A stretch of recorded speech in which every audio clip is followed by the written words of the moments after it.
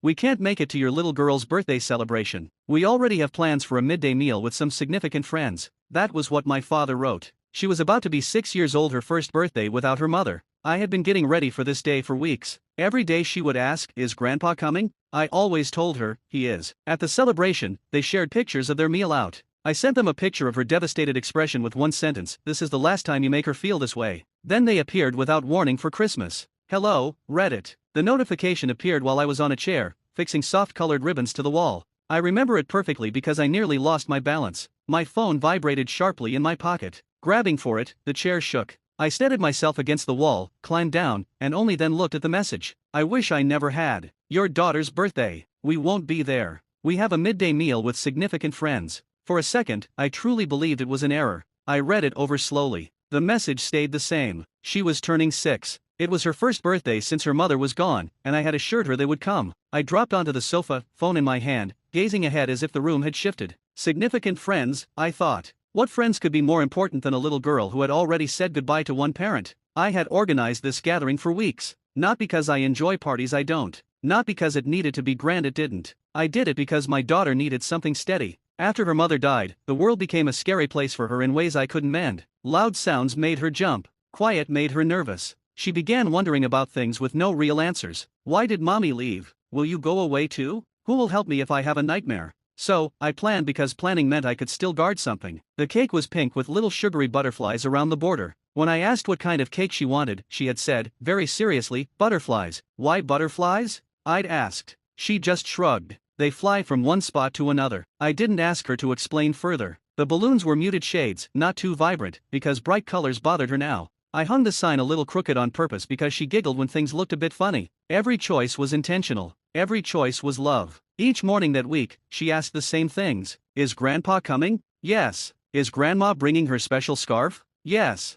What about Auntie? Will she help me with my gifts? Yes, I repeated each time, even though my heart clenched every time she asked. And each time, she smiled. That pure, absolute faith kids have. The kind grown UPS shatter without even knowing. The text arrived 2 hours before the party started. I didn't answer. I couldn't. I stayed in the kitchen, hands flat on the counter, breathing slowly so I wouldn't collapse before the other families arrived. "Daddy," she called softly from the other room. "Yes, honey? Are they here yet?" I dried my hands and walked out, making my face look like it was smiling. "Not yet," I told her. She nodded, thinking, "They're probably early for something else." That sentence almost destroyed me. The other guests came right on time. Her little friends arrived in waves of laughter and color, carrying presents and joy. Their parents offered kind smiles, gentle sympathies, careful looks as if sadness was something delicate that could break if you weren't careful. Music played softly. The house smelled of cake and icing and sweets, and my daughter kept waiting. Every time the door opened, her head turned quickly. Every time it wasn't them, her posture sank a little. She didn't cry. She just accepted it. At one point, she came over and pulled lightly on my shirt. "Did Grandpa message you?"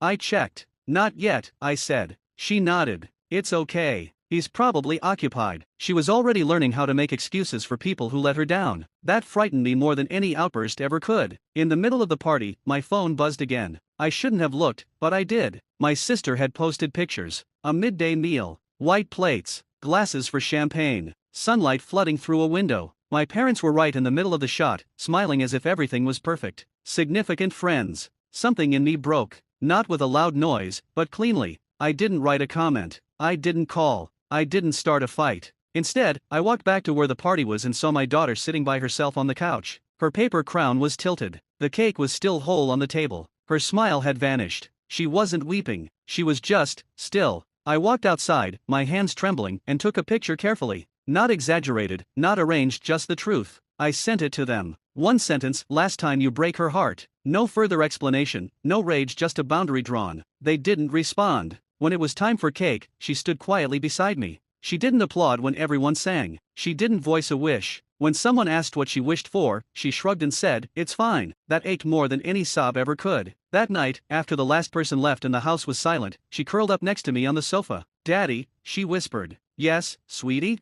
Maybe they just forgot. I looked at the wall, feeling something split open inside. "No," I said gently. "They didn't forget you." She nodded. Then she asked the question I was afraid of. "Did I do something bad?" I pulled her to my chest so quickly she gasped. "No," I said. "Never. You didn't do anything wrong." She rested her head on me. "I just miss Mommy," she whispered. "I know," I said. "I do too." Weeks went by. No sorry, no reason. They acted like nothing occurred. They liked photos online. They sent casual texts. They pretended the quiet between us wasn't heavy. Then Christmas arrived and they appeared at my door without notice, smiling, hopeful, as if all was well. But what occurred when they stepped inside that day made me choose something that would alter our family for good. They stood on my doorstep as if nothing was different. My parents, smiling, easy, known. My mother fiddled with the scarf my daughter once adored, the same one she'd asked about on her birthday. My father leaned in slightly, already looking past me into the house as if checking if a meal was prepared. Surprise, my mother said cheerfully. We were nearby. I didn't move. Behind me, I sensed my daughter before I heard her. She had started staying near me lately, close enough that I could feel her even without turning. It wasn't exactly fear. It was wariness. My father cleared his throat. We thought we'd visit for Christmas.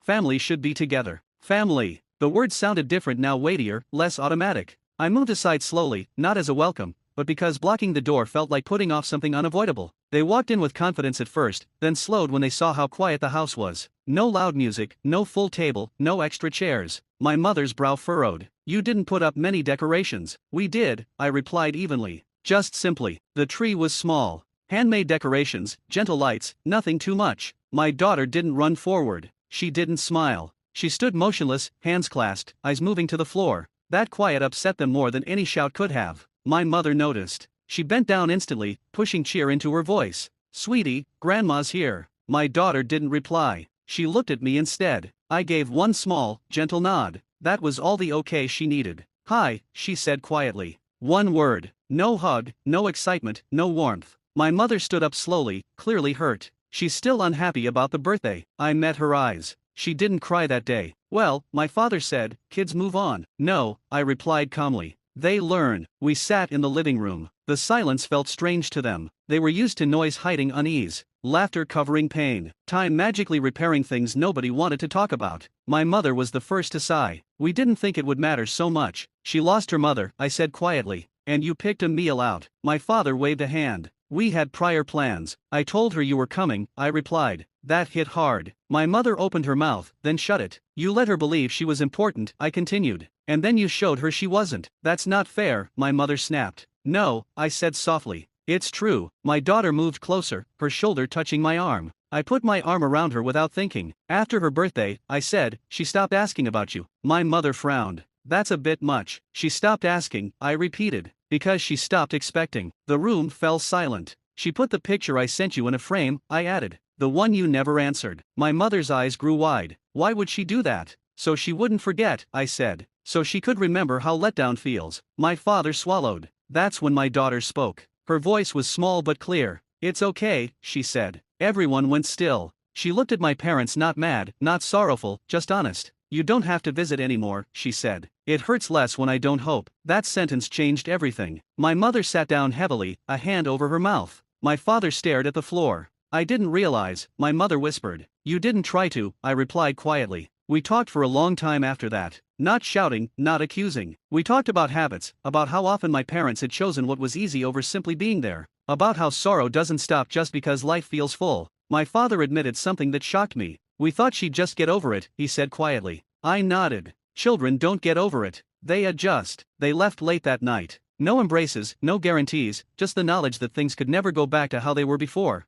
Christmas morning was quiet, just us two. We made pancakes in butterfly shapes. One got a little burned. She laughed so hard she snorted. She didn't ask about who wasn't there. That was the part that hurt the most. The months after were slow. Getting better isn't loud. She began sleeping through the night again. She stopped wondering if people would leave. She laughed more easily. At school, her teacher told me she'd started comforting other children who seemed sad. She says she understands how it feels, the teacher said gently. I cried in my car afterward. My parents tried again months later. Short messages, cautious words. I didn't close the door all the way, but I didn't open it wide either. I learned that trust isn't fixed by apologies alone. It's fixed by being reliable, again and again. One afternoon, my daughter asked something I hadn't seen coming. Daddy, she said, do you think they love me? I took my time answering. Yes, I told her honestly. But love that doesn't show up still causes pain. She nodded thoughtfully. I like it better when it's just us, she said. I felt the same way.